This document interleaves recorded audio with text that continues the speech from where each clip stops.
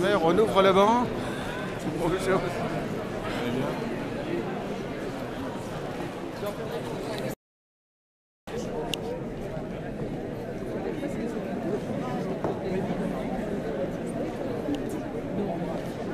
Bonjour monsieur. Monsieur U n'est pas là? Monsieur U. Je sais pas qui c'est. Ah, c'est l'adjoint au maire. Je pense que ça doit être là.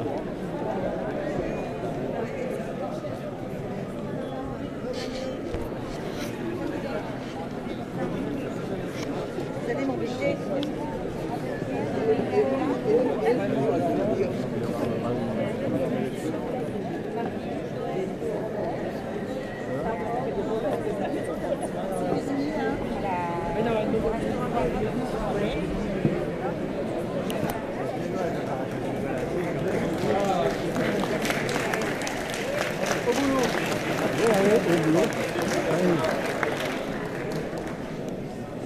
Et on va se mettre au coin. D'avoir les micros, merci. Voilà. Parfait. Pardon, je vous dérange. Je demande aux élus de venir me rejoindre à la tribune, comme ça fera plus de place dans la salle, parce que vous êtes fort nombreux, ce dont je me réjouis évidemment, tout en vous souhaitant la bienvenue et puis le meilleur vœu pour cette année nouvelle.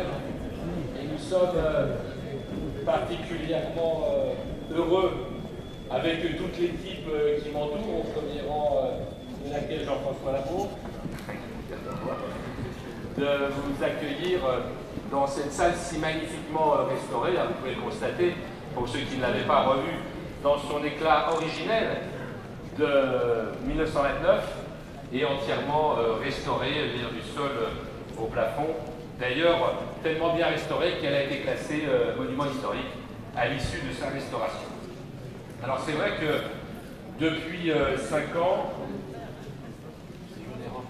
mon équipe municipale et moi-même avons essayé de donner un nouveau souffle au 15e, avec l'objectif d'y améliorer la qualité de vie et d'y préserver la tranquillité de ces quartiers, un peu comme autant de villages. De très nombreux projets ont vu le jour, même s'il nous a fallu tenir compte bien sûr des très lourdes contraintes budgétaires qui nous sont imposées, plus particulièrement bien sûr par la mairie centrale. Mais notre premier devoir, alors que nous traversons, vous le savez bien, la pire crise économique, financière, monétaire et sociale depuis 1929, c'est d'aider nos concitoyens le plus possible, en tout cas, à en surmonter les conséquences. Certes, les efforts conjugués des gouvernements menés par des dirigeants qualifiés, à qui je pense audacieux, d'efficaces et d'énergiques, ont permis ces dernières années d'éviter l'effondrement généralisé de l'économie mondiale. Mais vous le savez tous, de nombreux efforts seront néanmoins nécessaires pour que les prévisions pour 2013, qui sont rien moins qu'optimistes, ne se vérifient pas et que notre économie puisse profiter à plein de la reprise mondiale, si elle s'est produite évidemment en 2014 comme chacun le sait. En tout cas, en attendant cette hypothétique embellie, la situation très difficile qui touche nombre de nos concitoyens nous impose en premier lieu un devoir de solidarité et implique une mobilisation de tous les instants, des acteurs institutionnels. La mairie du 15e, pour ce qui la concerne, veut contribuer à la hauteur de ses moyens, modestes certes, et dans le cadre de ses compétences, j'allais dire aussi réduites que modestes, à cet effort de solidarité nationale sur le plan local.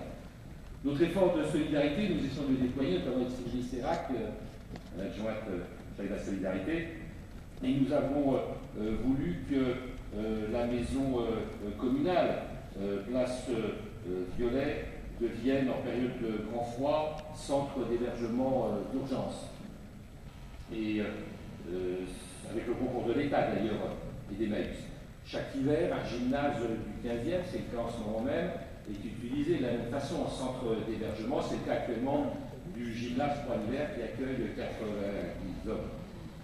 Au-delà de ces opérations ponctuelles, le 15e a dû se créer depuis mon élection 4 centres d'hébergement ainsi qu'une bagagerie rue Le Courbe. Les Restos du Cœur se sont installés définitivement dans un vaste local rue d'Alrec que nous avons pu obtenir de la Poste et qui vient d'être entièrement rénové.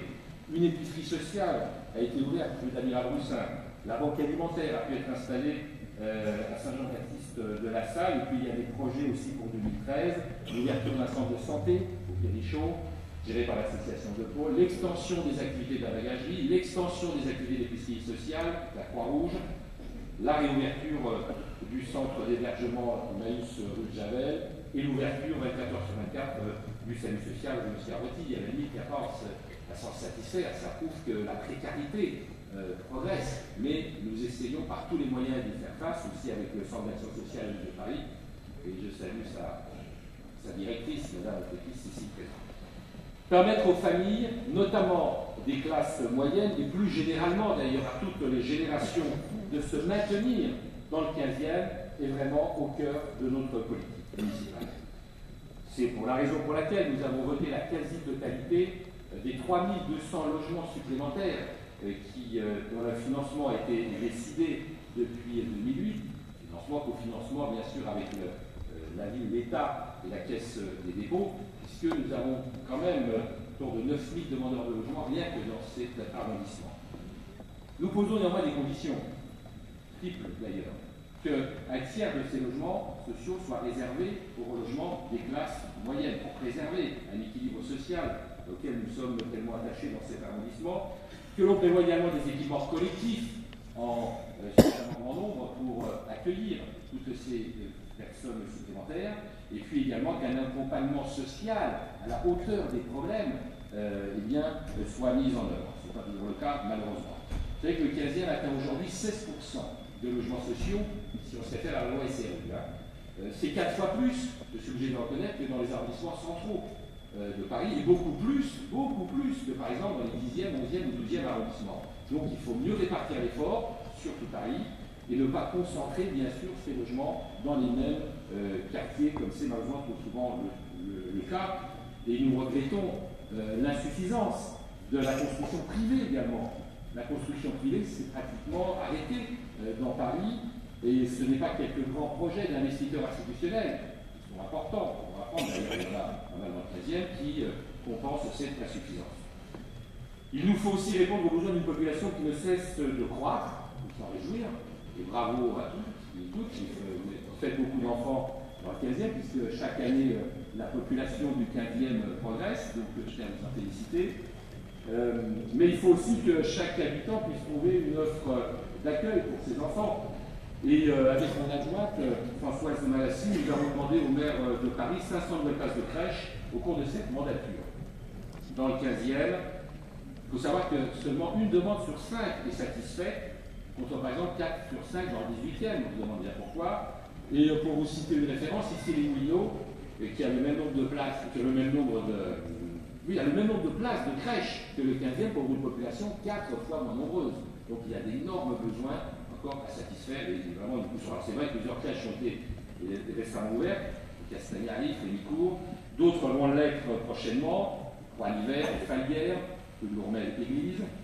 Dans le projet Saint-Michel, une crèche sera aussi en partie dédiée aux enfants porteurs de handicap, projet que je rappelle également.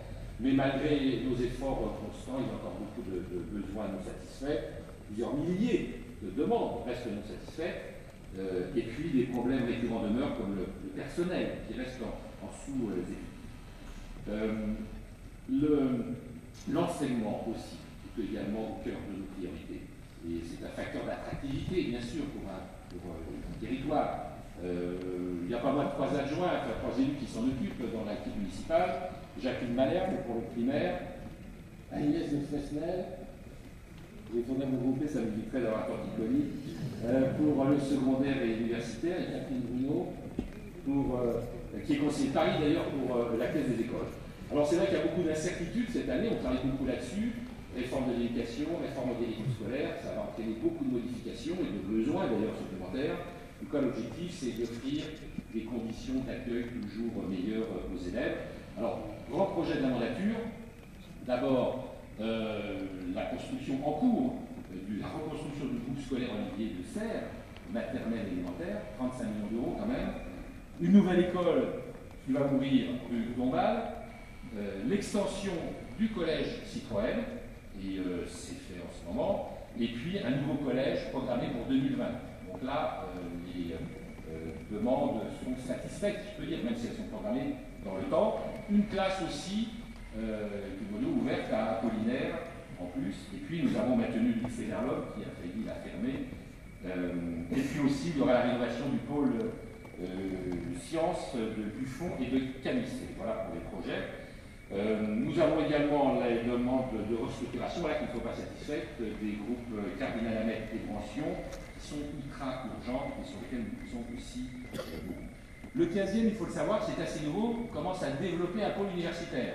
Alors, vous savez qu'il y a Paris 5, Descartes qui est en pleine rénovation, d'ailleurs, le bâtiment est totalement rénové. Paris 2, bon, il existe, vous le savez. Et là, nous allons avoir une nouvelle cité universitaire, Sextus Michel et Berriot, sur le site de l'ancienne DCNS, où là, 2 à 3 000 étudiants sont en train d'arriver, d'écoles d'ingénieurs et d'écoles de commerce. Pour les loger, ces étudiants, résidence du Crous en construction, bientôt terminée, 177 logements du Logévar à côté de Paris 2, et puis un projet qui va bientôt voir le jour, en tout cas tout est prêt, de 150 logements étudiants avec Gessina, Nicolet, Connard, Dorlano, pour commencer à satisfaire davantage les besoins. Les besoins de la jeunesse, bien sûr, doivent être pris en compte globalement avec Jérôme Loriot, moi je travaille la jeunesse entre autres. Alors c'est vrai qu'au-delà de l'extension, par exemple, des créneaux dans les équipements sportifs, qui ont permis une fréquentation très plus intense des 15-21 ans, l'action de la mairie s'est singulièrement par la création en 2010 d'un conseil de la jeunesse, qui est aujourd'hui, j'espère que c'est vrai, le plus actif de Paris. Vous savez, les agents sont plus emboussés, c'est normal. Alors on va. L'organisation, je ne vais pas vérifier, t'inquiète pas. L'organisation d'activités socio-culturelles multiples en partenariat avec des centres d'animation qui sont de très grande qualité dans le 15e, les clubs de prévention spécialisés, les associations de quartier, très dynamiques, des acteurs privés aussi, qui participent à nos actions, notamment ce qu'on a mécénat associatif, soit Areva ou Orange, etc. Bon, évidemment, bien sûr, aucune génération ne peut et ne doit être oubliée, et à l'autre bout de la chaîne, il nous faut faire face au grand défi de la dépendance. Sachez qu'il y a plus de 11 000 habitants du 15e qui sont âgés depuis 80 ans. Donc il faut là anticiper. Joël Chériou et Céline Sérac, qui ont moins de 80 ans, s'en occupent admirablement d'ailleurs. Le grand projet, c'est le village Saint-Michel. Ça y est, c'est parti, les travaux ont commencé. Un grand centre gériatrique de l'Ouest parisien sur le site de l'hôpital Saint-Michel, comme nous le souhaitons d'ailleurs avec Jean-François Lamour dès 2008. Et puis des établissements pour personnes âgées dépendantes qui sont en train de sortir de terre. Une bientôt terminée aussi rue Gourmel-Église, une centaine de lits. Une autre qui va s'être réalisée rue Castagnari. La rénovation totale de l'établissement pour personnes âgées dépendantes qui est celle de Païen, place Violet. Des appartements thérapeutiques livrés à Bussico.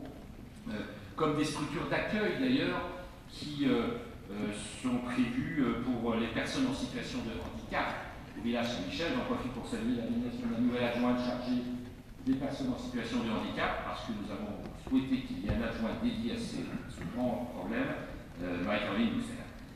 Favoriser les services à la personne, bien sûr, avec la réalisation du centre local d'information et de coordination pour les personnes âgées, donc le 7e, 15e, 16e, même si les moyens humains sont moins importants que le premier, puis toutes les activités seniors en mairie qui sont fort nombreuses, et je vous invite d'ailleurs, je crois que c'est demain, jeudi, à venir tous danser le tango dans cette salle. Et oui, voilà, un bal avec même le tango avant d'autres réjouissances. Bon, alors évidemment, pour que nos administrés aient une longévité, encore plus vite qu'ils puissent s'adonner à la pratique régulière du sport, ça doit être un coup de mon adjoint chargé des sports, c'est le même toujours, Jérôme Loriot. En tout cas, renforcement de l'offre sportive, c'est absolument essentiel.